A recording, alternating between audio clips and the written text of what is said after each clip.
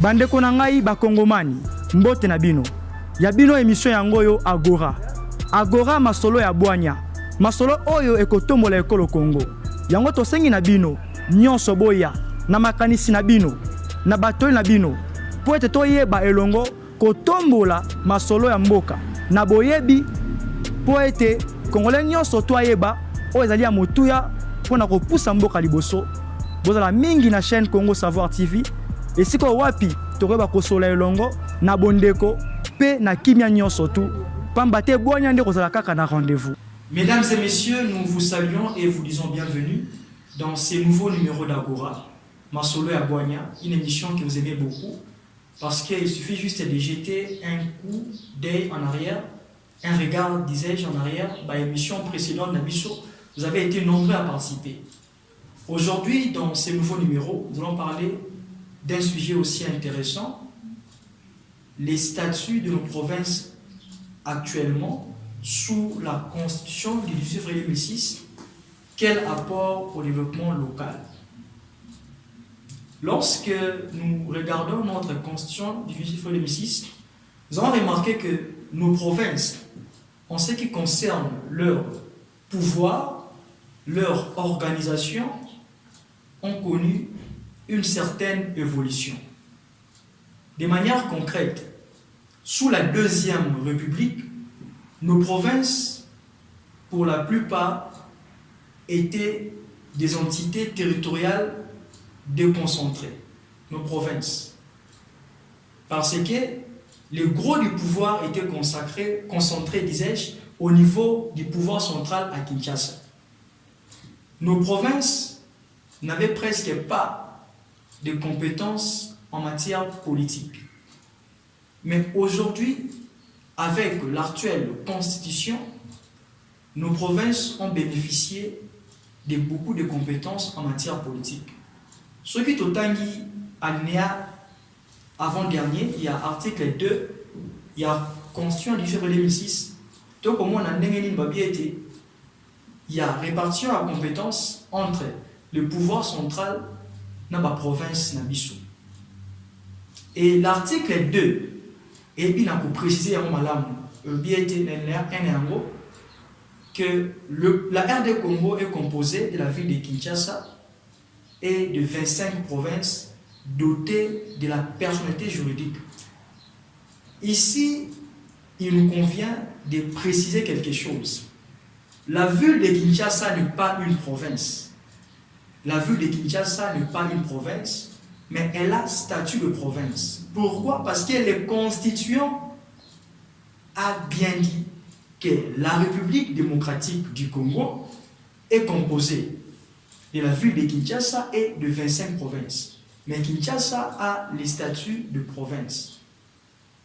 La personnalité juridique dont bénéficient nos provinces a plusieurs conséquences. Notamment, nos provinces ont la possibilité d'avoir des organes locaux. Nos provinces ont la possibilité d'avoir leur propre patrimoine, c'est-à-dire nos provinces peuvent avoir leur compte bancaire, nos provinces peuvent avoir leurs biens mobiliers ainsi que les biens immobiliers.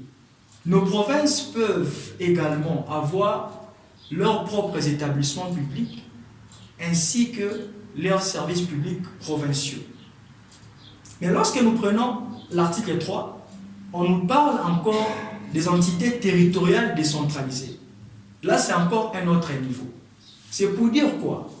Ce qu'on appelle dans notre constitution les entités territoriales décentralisées, ce sont des collectivités locales, ce sont plutôt des collectivités territoriales qui bénéficient d'un certain nombre de compétences administratives.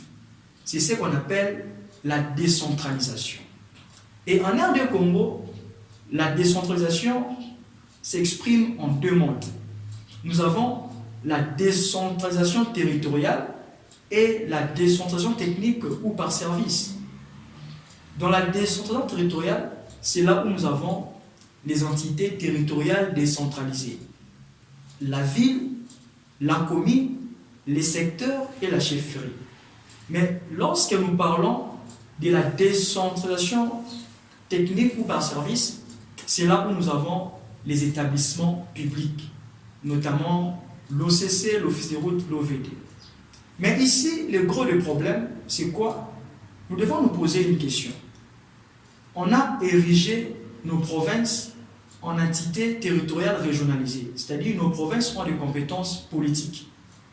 Est-ce qu'aujourd'hui, 15 ans après, pouvons-nous dire que nos provinces ont su apporter un développement? Pouvons-nous dire qu'aujourd'hui, nos provinces, dans leur fonctionnement, ont su faire asseoir la démocratie au niveau local? Je pense que si nous devons répondre de manière sporadique, nous ne pensons pas que nos provinces ont su parvenir à réaliser leurs objectifs.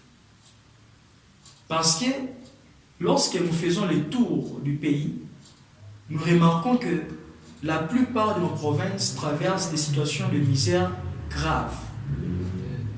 Pourquoi? Parce que nous avons remarqué que la plupart des options fondamentales que nos politiciens, la classe politique, lèvent, dans la plupart des cas, c'est pour satisfaire leurs intérêts partisans, c'est pour satisfaire les intérêts des uns et des autres. C'est comme ça que, en 2006, par référendum, nous avons voté notre constitution et laquelle constitution a consacré les régionalismes politiques au niveau politique. Mais il s'avère que ces choix-là a été motivé pour les soucis de mettre d'accord les tenants du fédéralisme et les tenants de l'unitarisme. Pour le fédéralisme, vu la taille de notre pays, vu la diversité culturelle, il convient à ce que nos provinces soient érigées en des États fédérés. En revanche, pour les unitaristes, ils estiment que, avec de velléités des uns et des autres, si nous devons ériger nos provinces en États fédérés, la balkanisation ne sera pas loin. Le pays risque d'être divisé. Et c'est comme ça que pour trouver une formule intermédiaire, une formule de compromis, c'est comme ça qu'on a opté pour les régionalismes politiques ou constitutionnels. Mais lorsque nous remarquons au niveau des pays comme l'Espagne ou l'Italie, qui ont aussi institué par leur constitution, respectivement pour l'Italie en 1947 et pour l'Espagne en 1978, les choses évoluent bien. Mais pourquoi au Congo les choses n'évoluent pas bien? Parmi les raisons, c'est d'abord le manque de préparation des animateurs politiques. Nous pouvons aussi ajouter le manque de volonté politique. Le pouvoir central de Kinshasa a toujours tendance à vouloir contrôler nos provinces. C'est comme ça que vous remarquerez, lorsque dans une province, celui qui est à la tête de l'exécutif provincial ne pleut pas au pouvoir de Kinshasa, on va tout faire pour que ces derniers aient la route et C'est comme ça qu'à l'époque, le gouverneur de la grande province de l'Équateur, José Makila Soumanda, a été destitué simplement parce que la province de l'Équateur était considérée comme une province incontrôlée par le pouvoir de Kinshasa. Et cette situation-là n'a pas profité à la population locale, mais c'était plutôt pour renforcer le pouvoir d'un groupe. Et c'est là, ce sont aussi des choses que nous devons corriger. Mais il y a aussi un autre problème au niveau des ressources financières. La Constitution a prévu que 40% des recettes à caractère national doivent revenir aux provinces et elles doivent être retenues à la source. Et c'est la Banque centrale du Congo, par un mécanisme arrêté, qui devra plutôt loger cet argent-là dans le compte des provinces. Mais dans la pratique, on nous a amené une réalité qu'on appelle la rétrocession qui pose tellement problème. Tellement problème. Mesdames et messieurs, vous qui nous suivez, retenons que la RD Congo est composée de la ville de Kinshasa et de 25 provinces dotées de la patrie juridique et gérées par les organes locaux. Au niveau de nos provinces, les organes locaux que nous avons, ou les institutions politiques provinciales, nous avons l'Assemblée provinciale et le gouvernement provincial. L'Assemblée provinciale est composée des députés provinciaux qui sont élus au suffrage universel direct. Et les gouverneurs, à leur tour, sont élus par les députés provinciaux. Et les compétences politiques qui sont dévolues à nos provinces sont exercées par ces deux institutions, l'Assemblée provinciale et le gouvernement. L'Assemblée provinciale, c'est quoi son rôle? L'Assemblée provinciale est appelée à légiférer dans le matière qui relève de la compétence exclusive des provinces ou de la compétence concurrente entre les provinces et le pouvoir central. Mais également, les provinces sont appelées à contrôler le gouvernement provincial. Le gouvernement provincial, quant à lui, il est appelé à gérer la province. À ce niveau-là, les choses doivent aussi être claires. Nous avons aussi fait mention des entités territoriales décentralisées qui sont prévues à l'article 3 de notre Constitution. Et les entités territoriales décentralisées, en vertu de l'article 3 de notre Constitution, elles sont également aussi gérées par des organes locaux qu'on appelle les conseils et les collèges. Ça dépend. Lorsqu'on est au niveau de la ville, on parle du conseil urbain. Et lorsqu'on est au niveau de la commune, on parle du conseil municipal. Et c'est aussi la même chose avec les collèges. Les collèges urbains, les collèges municipaux, les collèges des secteurs, et ainsi de suite. Pour que nos provinces fonctionnent bien, elles doivent aussi bénéficier des finances ou des ressources financières. C'est comme ça que dans la Constitution, on a consacré, je dirais, une double fiscalité, ou une fiscalité à deux étages. Nous avons la fiscalité du pouvoir central et nous avons aussi la fiscalité des provinces. C'est comme ça qu'il y a certains impôts qui relèvent de la compétence du pouvoir central et d'autres qui relèvent de la compétence des provinces. À titre d'exemple, lorsque nous prenons ce qu'on appelle communément la vignette, c'est-à-dire la taxe sur la circulation routière, ou encore la taxe pour la délivrance de la patente, et aussi l'impôt foncier, l'impôt sur les revenus locatifs, ce sont des ressources propres à la province. Mais on s'est aussi dit que ces ressources ne peuvent pas toujours être suffisantes pour une province. C'est comme ça que dans notre Constitution, on a donné encore la possibilité à nos provinces de recevoir 40% des recettes à caractère national. Et la Constitution a dit ceci, que ces recettes-là doivent être retenues à la source par un mécanisme arrêté par la Banque centrale du Congo qui devra les verser au compte bancaire de ces provinces-là. Mais dans la pratique, on nous a amené une histoire de la rétrocession qui pose problème. Et ça pose tellement problème. Mais aussi, comme nous savons, la RD Congo, c'est un pays qui est béni, mais toutes nos provinces n'ont pas la même potentialité économique, ou n'ont pas même les mêmes ressources naturelles ou minières. Il y a de ces provinces-là qui n'ont pas assez de ressources naturelles. C'est comme ça que, sur base du principe de la solidarité, on a créé une autorité administrative indépendante au nom de la Caisse nationale des péréquations. Son existence est prévue à l'article 181 de notre Constitution. Et le but, c'est quoi? Cet organisme devra arriver à financer nos provinces pour que leur développement soit harmonieux, afin de créer un certain équilibre entre nos provinces. Mais nous devons aussi dire qu'il y a un objectif qui est poursuivi, que ce soit par les régionalismes politiques ou par la décentralisation, à savoir les développements locaux. Mais est-ce qu'aujourd'hui nous pouvons dire que depuis que nous avons cette constitution, il y a un développement ou pas? Est-ce que la démocratie au niveau local a connu un avancement? Parce qu'avec le régionalisme ou même la décentralisation territoriale, si on ne fait pas attention, ça peut même être à la base de conflits tribaux, de conflits ethniques.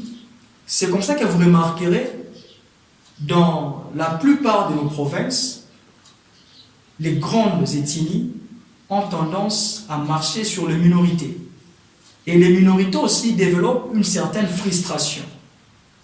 Alors que pour que le pays développe, il faut qu'il y ait une cohabitation pacifique. Et tout cela, nous comprenons qu'il y a un problème de volonté politique. C'est toujours la classe politique qui bloque.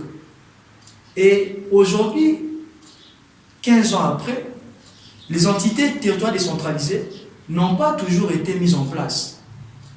Certains vous diront que Mbongo Zalité, Makoké Zalité. Mais nous comprenons qu'il y a aussi un problème de volonté politique. Tout ce exemple par Bourgmestre. Au Congo, on a été le pouvoir central aligné était bateau à niveau local et ça bateau à contrôler par nous. Aligné était appelé ça vraiment Makoki, il y a pour la autonomie là-bas. Et cela ne profite pas à nos populations. Tout bien été. Si c'est l'argent ou les moyens financiers qui posent problème, on peut aussi essayer, c'est que l'Italie a expérimenté, c'est-à-dire procéder à une mise en place de nos entités territoriales décentralisées de manière progressive. Donc on peut, dans un premier temps, consacrer une décentralisation de manière asymétrique, c'est-à-dire on peut voir là où il y a la possibilité, ou soit là où il y a un besoin pressant, on peut installer les entités territoriales décentralisées, leurs animateurs, on peut aller aux élections, et avec l'expérience, tu reconnais bien ma province, mon sous. Mais tu retrouves la PKK, problème, il y a volonté politique. Et puis, il y a un autre problème, parce que lorsque nous prenons la loi numéro 08/012 du 31 juillet 2008 portant principes fondamentaux relatifs à la libre administration des provinces, c'est l'idée de l'autonomie, de la liberté qui est là. Et même lorsque nous prenons la loi numéro 08, la loi organique bien sûr, numéro 08/016, 17 octobre 2008, portant organisation, composition et fonctionnement des entités territoriales décentralisées et leurs rapports avec les pouvoirs centraux ainsi que les provinces, là aussi c'est toujours l'autonomie qui est promue. Mais dans la pratique, ça pose beaucoup de problèmes. Ça pose beaucoup de problèmes. Et aujourd'hui, il y a aussi un autre problème qui se pose. Il y a certains acteurs politiques qui pensent, pour eux, qu'il est beaucoup plus avantageux de ramener la décentralisation au niveau des territoires. C'est-à-dire, les secteurs, les chefferies ne doivent plus être considérés comme des entités territoriales décentralisées. Là, au niveau des provinces et au niveau urbain, nous aurons la ville ainsi que la commune. Et là, c'est encore un débat. Là, c'est encore un débat. Mais nous pouvons dire aujourd'hui, le problème qui se passe dans notre pays, c'est la classe politique. Notre classe politique a toujours voulu prendre le peuple en otage. Surtout ceux qui se disent être les leaders naturels de certains coins. Et ce sont ces gens-là qui sont à la base des blocages. Et même lorsque nous remarquons la manière dont nos provinces ont été découpées, c'est-à-dire les nouveaux découpages territorial à partir de la Constitution du 6 2006, on va remarquer que c'était aussi une guerre de positionnement. Chacun par rapport à son appartenance ethnique ou tribale voulait à ce que sa tribu soit dans une province où la tribu peut faire loi. Et c'est ça le problème. Mais on n'a pas tenu compte, par exemple, de la viabilité de nos provinces. Et cela est un problème sérieux. Est un problème sérieux. Si nous devons toujours chercher à satisfaire les unitaristes ou les fédéralistes, sans pour autant que nous arrivions à tenir compte aux intérêts primordiaux de nos populations, ça va toujours être un problème sérieux. Lorsque quelqu'un a été élu gouverneur et qu'il travaille dans l'intérêt des populations locales, même si ces gouverneurs ne partagent pas la même idéologie que le pouvoir central, le pouvoir qui est basé à Kinshasa, cela ne doit pas être une raison de vouloir à tout prix sa tête. Pas du tout. Pas du tout. Et c'est comme ça que nous verrons des motions de défiance intempestives. Ça ne profite pas. Lorsqu'on fait partir un gouverneur, on se dit, ok, comme celui qui était accusé, on travaille pour que tout cas et mais en réalité, il a comment côté pour ça les manières. Mesdames et messieurs, vous qui nous suivez, c'est une question qui est importante. Dans les régionalismes, de même que dans la décentralisation, c'est le peuple qui détient le pouvoir. C'est nous qui avons le pouvoir. Et nous avons tout le mécanisme pour barrer la route aux appétits gloutons des populations. Mais si nous ne prenons pas nos responsabilités, nous serons toujours leur marchepied. Ils vont toujours se servir de nous comme des tremplins. Et quand ils arrivent sur leur piédestal, ils ne pensent qu'à leurs intérêts. Et comme nous avons dit aujourd'hui, la manière dont même les régies financières, nous pouvons les appeler ainsi, provinciales fonctionnent, c'est presque de manière opaque. Il y a une certaine opacité. On ne sait même pas à quoi sert l'Assemblée provinciale. C'est devenu un conglomérat de commissionnaires, des jouisseurs qui ne font absolument rien pour les populations de nos provinces. 2023 arrive. Nous devons apprendre aussi à faire des choix judicieux. Mesdames et messieurs, nous savons que vous nous suivez et vous saisissez ce que nous vous disons. L'intérêt que nous poursuivons dans cette émission, c'est de promouvoir un civisme responsable. Nous voulons nous faire participer à la gestion de notre État. On n'est pas seulement appelés tous à être dans les institutions, mais il y a des mécanismes, notamment par des pétitions, nous pouvons participer. Et cette émission Agora, Masolo Agwanya, est aussi là pour ça. Mesdames et messieurs, vous avez été très nombreux à nous suivre. Nous vous demandons, au-delà de nous suivre, soyez nombreux à vous abonner. Afin qu'ensemble, nous sachions ce qui convient au progrès de nos populations. Ce qui convient à l'enracinement de la démocratie au sein de notre État. Et aujourd'hui, nous voulons remercier ces vaillants héros qui travaillent avec nous dans ces programmes qui est Agora Masolo Agwanya.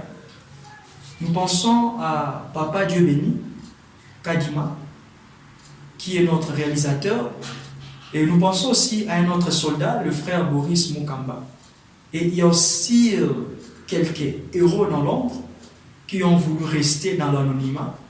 Mesdames et messieurs, nous vous fixons rendez-vous à un prochain numéro. D'ici là, portez-vous bien.